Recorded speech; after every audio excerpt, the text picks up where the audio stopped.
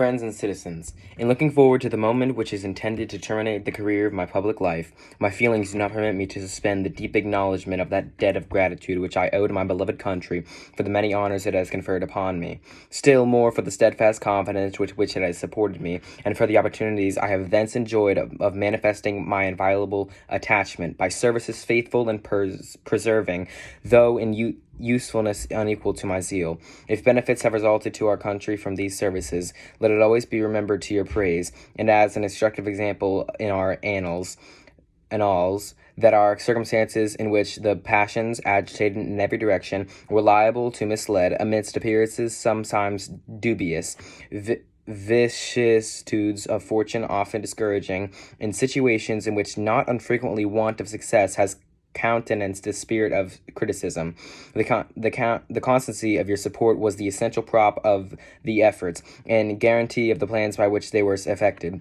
Profoundly penetrated with its idea, I shall carry it with me to my grave, as a strong incitement to unceasing vows that heaven may continue to you the choicest tokens of its beneficence, that your union in brotherly affection may be perpetual, and that the free constitution, which is the work of your hands, may be scarcely maintained, that is, that its administration in every department may be stamped with wisdom and virtue, that, in fine, the happiness of the people of these states, under the auspices of liberty, may be made complete by so careful a preservation and so prudent a use of this blessing as will acquire to them the glory of recommending it to the applause, the affection, the adoption of every nation which is yet a stranger to it.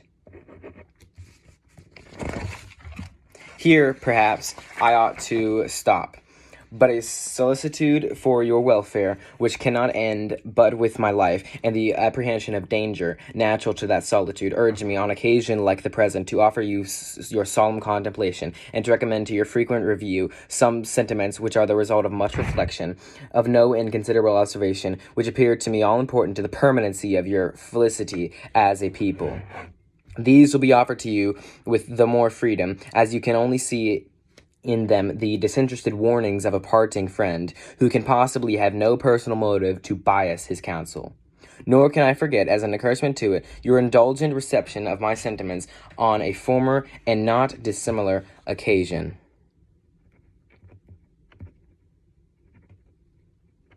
Interwoven as is the love of liberty with every ligament of your hearts, no recommendation of mine is necessary to fortify or confirm the attachment. The unity of government which constitutes you one people is also now dear to you. It is justly so, for it is a main pillar in the edifice of your real independence, the support of your tranquillity at home, your peace abroad, of your safety, of your prosperity, of that very liberty which you so highly prize. But as it is easy to foresee that, from different causes and from different quarters, much pains will be taken, many artifices employed to weaken your minds in the convention of this truth, as this is the point, your political fortress against which the batteries of internal and external enemies will be constantly and actively, though often covertly and insidiously, directed. It is of infinite moment that you should properly estimate the immense value of your national union to your collective and individual happiness, that you should cherish a cordial, habitual, and immovable attachment to it, accustoming yourselves to think and speak of it as of the palladium of your political safety and prosperity, watching for its preservation with jealous anxiety, discountenancing whatever may suggest even a suspicion that it can in every event be abandoned, and indignantly frowning upon the first drawing every attempt to alienate any portion of our country from the rest, or to enfeeble the sacred ties which now link together the various parts. For this, you have every inducement of sympathy and interest. Citizens, by birth or choice of a common country, that country has a right to concentrate your affections. The name of American, which belongs to you in your national capacity, must always exalt the just pride of patriotism, more than any appellation derived from its local discriminations. With slight shades of difference, you might have this. You have the same religion, manners, habits, and political principles. You have, in common cause, fought and triumphed together. Independence and liberty you possess are work joint councils and joint efforts of common dangers, sufferings, and successes. But these considerations, however powerfully they address themselves to your sensibility, are greatly outweighed by those which apply more immediate to your interests. Here, every portion of our country finds the most commanding motives for carefully guarding and preserving the union of the whole. While, then, every part of our country thus feels an immediate and particular interest in union, all the parts combined cannot fail to find in the united mass of means and efforts greater strength, greater resource, proportionably greater security from external danger, a less frequent interruption of their peace by foreign nations, and, what is of inestimable value, they must derive from union and an exemption from those broils and wars between themselves, which so frequently afflict neighboring countries, not tied together with the same governments, which their own rivalships alone would be sufficient to produce, but which opposite foreign alliances, attachments, and intrigues would simulate and embitter. Hence, likewise, they will avoid the necessity of those overgrown military establishments, which, under any form of government, are inauspicious to liberty, which are to be regarded as particularly hostile to republican liberty. In this sense, it is that your union ought to be considered as a main prop of your liberty, that the love of one ought to endear you to the preservation of the other.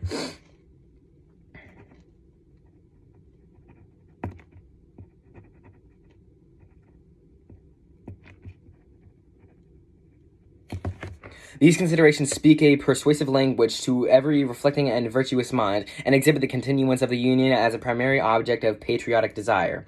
Is there a doubt whether a common government can embrace so large a sphere? Let experience solve it. To listen to a mere speculation in such a case were criminal.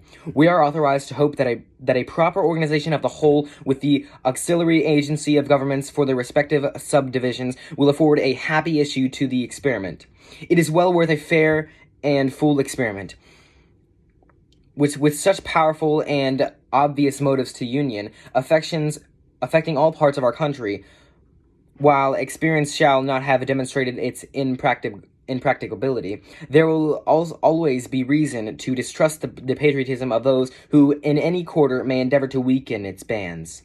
In contemplating the cause which may disturb our union, it occurs as a matter of serious concern that any ground should have been furnished for characterizing parties by geographical discriminations, northern and southern, Atlantic and western, whence designing men may endeavor to excite a belief that there is a real difference of local interests and views. One of the expedients of a party to acquire influence within particular districts is to misinterpret the opinions and aims of other districts. You cannot shield yourselves too much against the jealousies and heartburnings which spring from these misrepresentations. They tend to render alien to each other those who ought to be bound together by fraternal affection. The inhabitants of our western country have lately had a useful lesson on this head. They have seen, in the negotiation by the executive, and in unanimous ratification by the Senate of the treaty with Spain, and in the universal satisfaction at that event throughout the United States, a decisive proof how unfounded were the suspicions propagated among them of policy in the general government and in the Atlantic states unfriendly to their interests in regard to the Mississippi. They have been witnesses to the formation of two treaties, that with Great Britain and that with Spain, which secure them to everything they could desire, in respect to our foreign relations, towards conforming their prosperity. Will it not be their wisdom to rely for the preservation of these advantages on the union by which they were procured? Will it not henceforth be deaf to these advisers, if such were there, who would sever them from their brethren and connect them with aliens?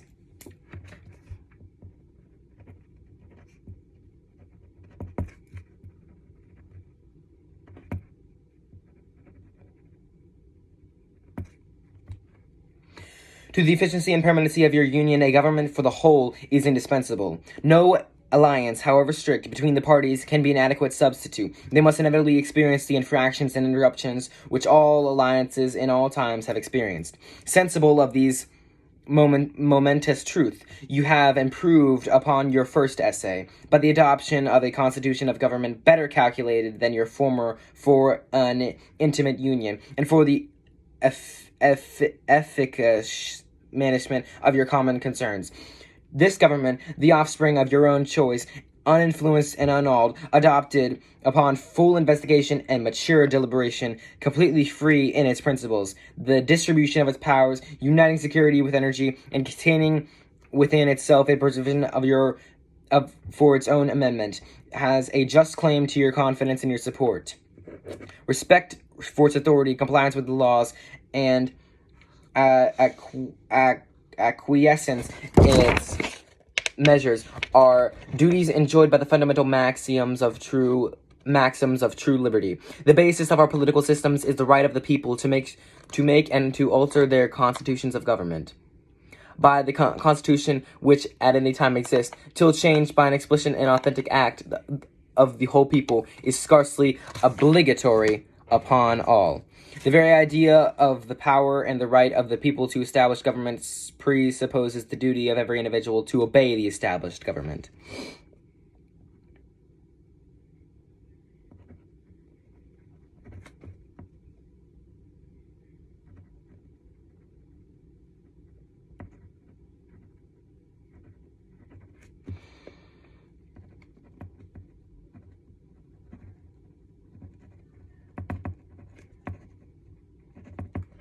All obstructions to the execution of the laws, all combinations and associations under whatever plausible character, with the real design to direct, control, counteract, or all the regular deliberation and action of the constituted authorities, are destructive of this fundamental principle and the fatal tendency. They serve to organize factions, to give it an artificial and extraordinary force, to put in the place of the delegated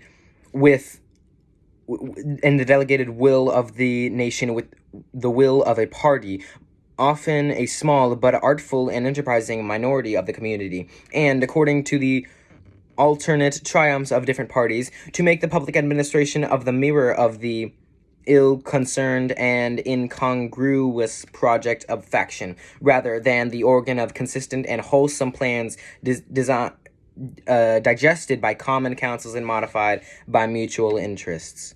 However, combinations or associations of the above description may now and then answer popular ends. They're likely in the course of time and things to become potent engines by which cunning, ambitious, and unprincipled men will be enabled to subvert the power of the people and usurp for themselves the reins of government, destroying afterwards the very engines which have lifted them to unjust dominion.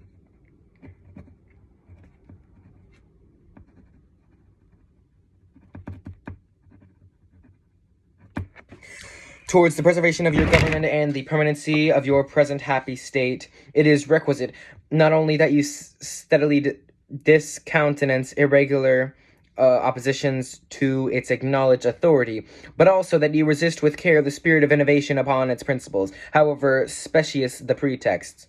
One method of assault may be to effect in the forms of the Constitution alternations which will impair the energy of the system and thus undermine what cannot be directly overthrown. In all the changes to which you may be invited, remember that time and habit are at least as necessary to fix the true character of governments as other human institutions. That experience of the sure standard by which to test the real tendency of the existing constitution of a country, that facility in changes, upon the credit of mere hypothesis and opinion, exposed to perpetual change from the endless variety of hypotheses and opinion. And remember, especially, that for the efficient management of your common interests, in a country so extensive as ours, a government of much vigor is as consistent with the perfect security of liberty is indispensable. Liberty itself will find in such a government with powers properly and distributed and adjusted, its surest guardian.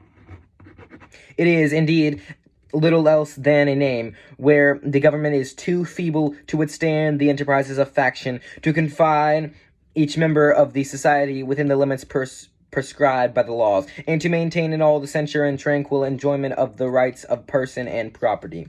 I have already intimated to you the danger of parties in the state, which, with particular reference to the founding of them on geographical discriminations. Let me now take a more comprehensive view and warn you in the most solemn manner against the baneful effects of the spirit of party general. This spirit, unfortunately, is separable from our nature, having its root in the strongest passions of the human mind. It exists under different shapes in all governments, more or less stifled, controlled, or repressed. But in those of the popular form, it is seen in its greatest rankness, and is truly their worst enemy. The alternate dominion of one faction over another, sharpened by the spirit of revenge natural to party dissension, which in different ages and countries has perpetrated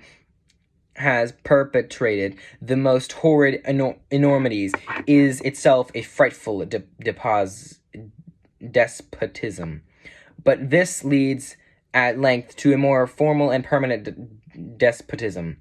The disorders and miseries which result gradually incline the minds of men to seek security, and repose them in the absolute power of an individual, and sooner or later the chief of some prevailing faction, more able or fortunate than his competitors, turns this disposition to the purposes of his own elevation on the ruins of public liberty, without looking forward to an extremity of this kind, which nevertheless ought not be too entirely out of sight. The common and continual mischiefs of the spirit of party are sufficient to make it the interest and duty of a wise people to discourage and restrain it.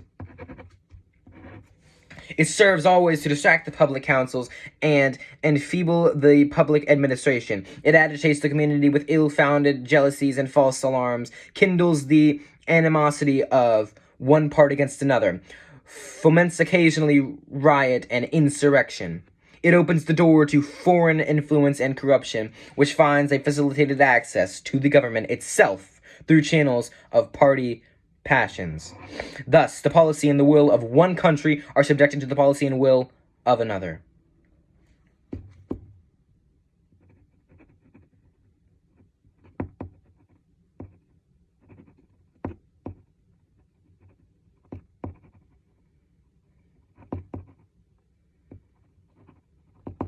There is an opinion that parties in free countries are useful checks upon the administration of the government and serve to keep alive the spirit of liberty.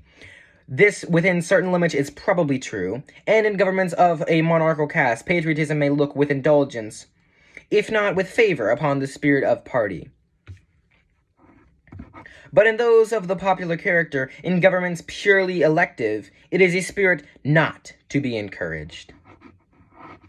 For from their natural tendency, it is certain there will always be enough of the spirit for every solitary purpose. And there being constant danger of excess, the effort ought to be by force of public opinion, to mitigate and assuage it. A fire, not to be quenched, it demands a uniform vigilance to prevent its bursting into a flame, lest, instead of warming, it should consume. It is important, likewise, that the habits of thinking in a free country should inspire caution in those entrusted with its administration, to confine themselves within their respective constitutional spheres, avoiding in the exercise of powers of one department to encroach upon another. The spirit of encroachment tends to consolidate the powers of all departments in one, and thus to create whatever form of government a real despotism. A just estimate of that love of power and proneness to abuse it which predominates in the human heart is sufficient to satisfy us of the truth of this position. The necessity of reciprocal checks in the exercise of political power by dividing and distributing it into different depositaries are consisting each the guardian of the public weal against invasions by the others, has been evinced by experiments ancient and modern, some of them in our country and under our own eyes. To observe them must be as necessary as to institute them. If, in the other opinion of the people, the distribution or modification of the constitutional powers be in any particular wrong, let it be corrected by an amendment in the way which the Constitution designates. But let there be no change by usurpation, for by this, in one instance, may be the instrument of good. It is the customary weapon by which free governments are destroyed. The precedent must always greatly overbalance in permanent evil any partial or transient benefit which the use can at any time yield.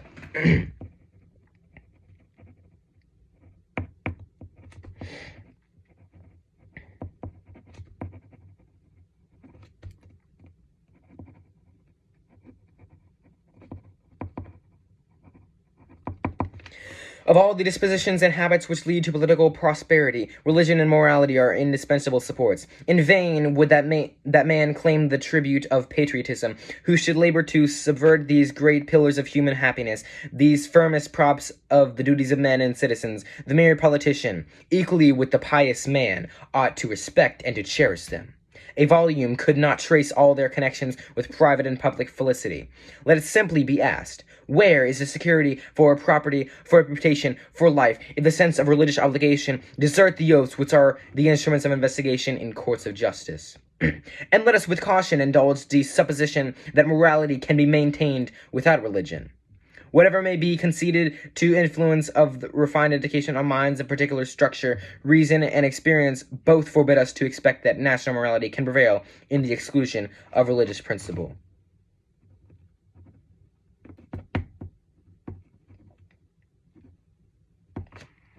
It is substantially true that virtue or morality is a necessary spring of popular government. The rule, indeed, extends with more or less force to every species of free government. Who, that is, a sincere friend to it, can look with indifference upon attempts to shake the foundation of the fabric. Promote, then, as an object of primary importance, institutions for general diffusion of knowledge, in proportion as the structure of government gives us to public opinion. It is essential that public opinion should be enlightened. As a very important source of strength and security, cherish public credit. One method of preserving it is to use it as sparingly as possible, avoiding occasions of expense by cultivating peace, but remembering also that timely disbursements to prepare for danger frequently prevent much greater disbursements to repel it, avoiding likewise the accumulation of debt, not only by shunning occasions of expense, but by vigorous exertion in time of peace to discharge the debts which unavoidable wars may have occasioned, not ungenerously throwing upon prosperity the burden which we ourselves ought to bear. The execution of these maxims belongs to your representatives, but it is necessary that public opinion should cooperate. To facilitate them the performance of their duty, it is essential that you should practically bear in mind that towards the payment of debts there must be revenue.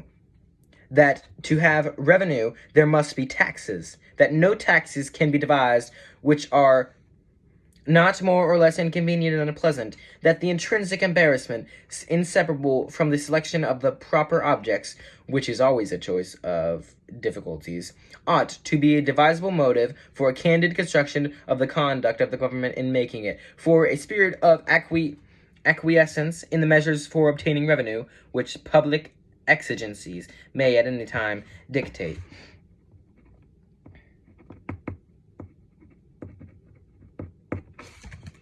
Observe good faith and justice towards all nations. Cultivate peace and harmony with all.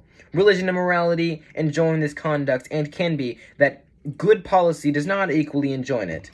It will be worthy of a free, enlightened, and no distant period, a great nation, to give to mankind the magnanimous and too novel example of a people always guided by exalted justice and benevolence. Who can doubt that, in the course of time and things, the fruits of such a plan would richly repay any temporary advantages which might be lost to a steady adherence to it? Can it be that Providence has not connected the permanent felicity of a nation with its virtue? The experiment, at least, is recommended by every sentiment which ennobles human nature. Alas, it is rendered impossible by its vices. Is it rendered impossible by its vices?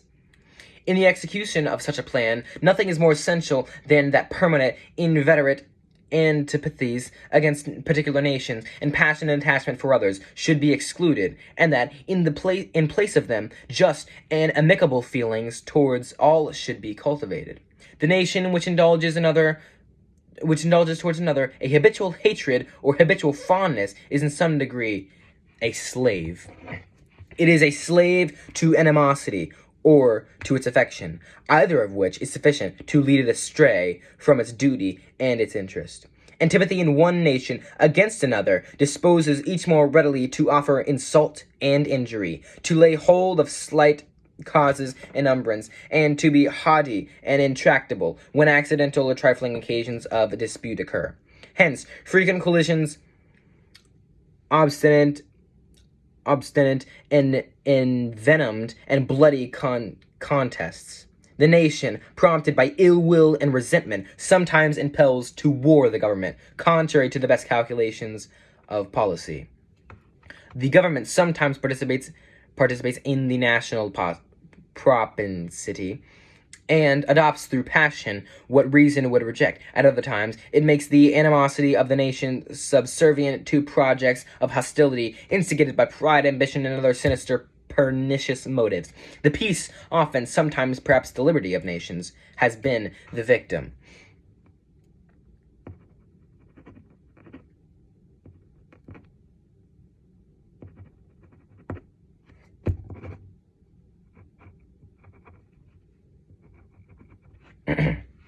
So, likewise, a passionate attachment of one nation for another produces a variety of evils. Sympathy for the favorite nation, facilitating the illusion of imaginary common interest in cases where no real common interest exists, and infusing into one the enmities of the other, betrays the former into a participation in the quarrels and wars of the latter without adequate inducement or justification. It leads also to concessions to the favorite nation of privileges denied to others, which is apt doubtly to injure the nation by making the concessions, by unnecessarily parting with what ought to have been retained, by exciting jealousy, ill will, and a disposition to retaliate in the parties from whom equal privileges are withheld.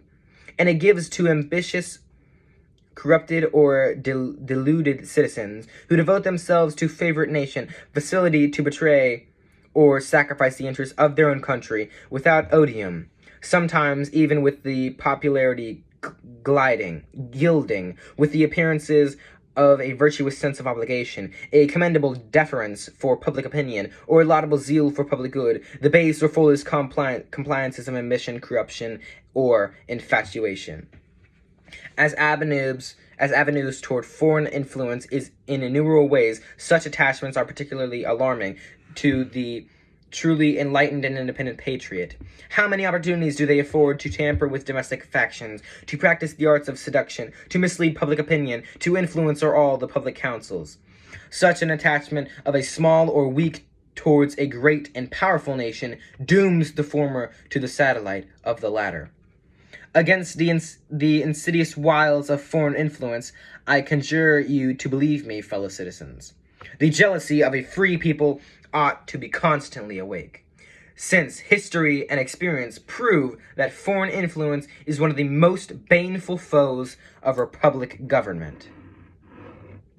But that jealousy, to be useful, must be impartial, else it becomes the instrument of the very influence to be avoided, instead of a defense against it. Excessive partiality for one nation and excessive dislike of another causes those whom they actuate to seem danger only on one side, and serve to veil and even second the arts of influence on the other. Real patriots who may resist the intrigues of favorite are liable to become suspected and odious, while its tools and dupes usurp the applause and confidence of the people to surrender their interests.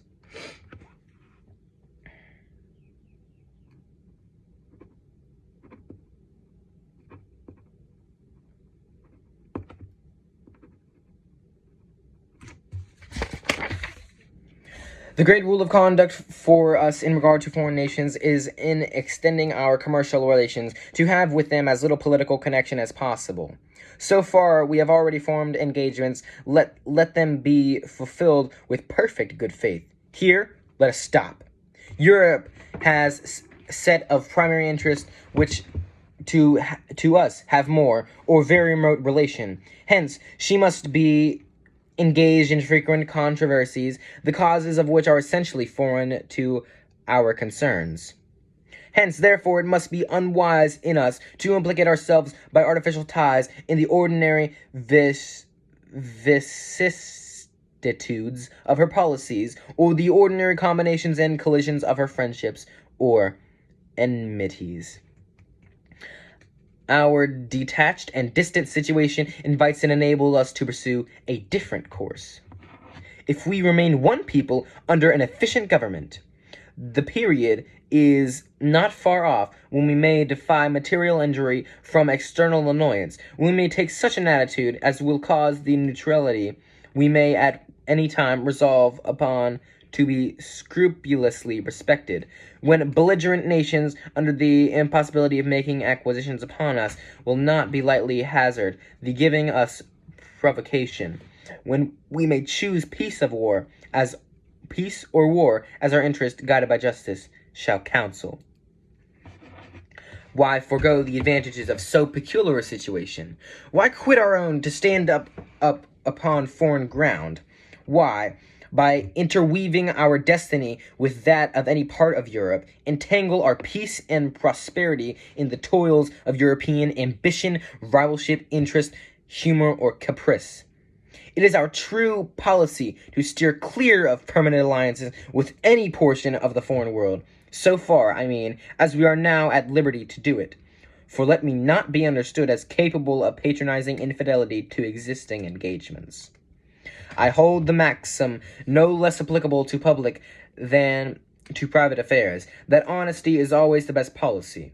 I repeat it, therefore, let those engagements be observed in their genuine sense. But in my opinion, it is unnecessary and would be unwise to extend them.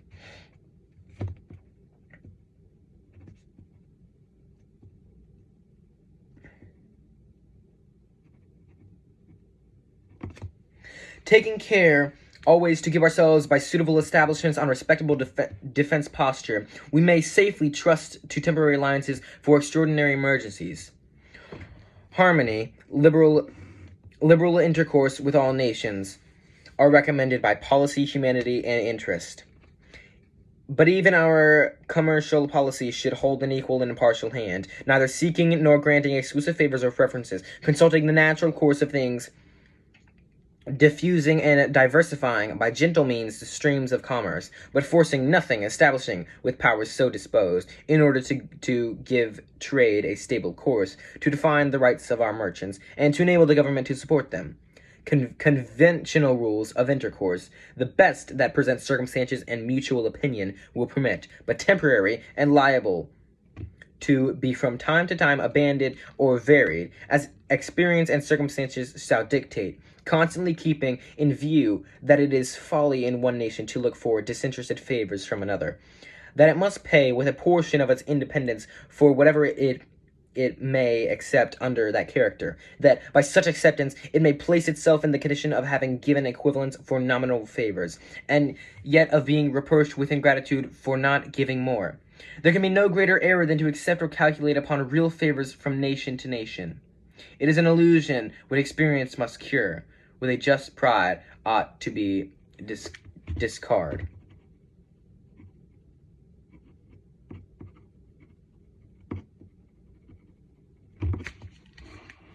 In offering to you, my countrymen, these counsels of an old and affectionate friend, I dare not hope they will make a strong and lasting impression. I could wish that they will control the usual current of the passions, or prevent our nation from running the course which has hitherto marked the destiny of nations.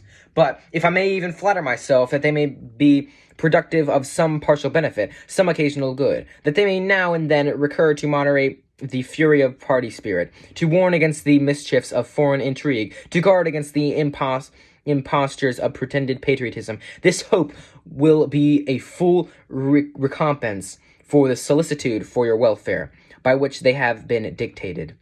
How far, in the discharge of my official duties, have I been guided by principles which have been delineated? The public records and other evidences of my conduct must witness to you and to the world.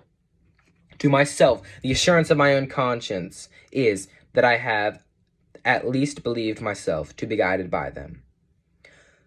Though, in reviving the incidents of my administration, I am unconscious of intentional error. I am nevertheless too sensible of my defects not to think it probable that I may have committed many errors. Whatever they may be, I fervently beseech the Almighty to avert or mitigate the evils to which they may tend. I shall also carry with me hope that my country will never cease to view them with indulgence, and that, after 45 years of my life dedicated to this service with an upright zeal, the faults of incompetent abilities will be consigned to oblivion, as myself must soon be to the mansions of rest.